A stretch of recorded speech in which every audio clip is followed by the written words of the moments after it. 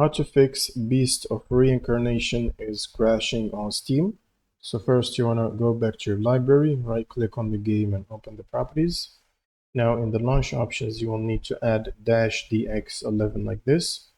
Then in the installed files section you will need to verify the integrity of game files. And once this is completed you can close Steam. Next, you will need to open up your browser and navigate to this link, which you can find below in the video description.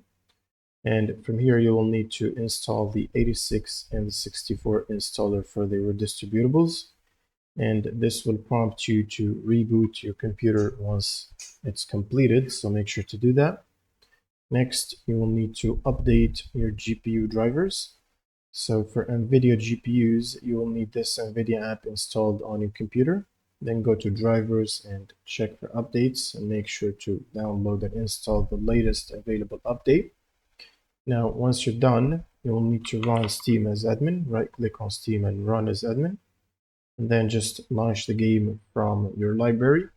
This should solve the crash problem for you. If you have any questions, leave them in the comments below and see you on the next one.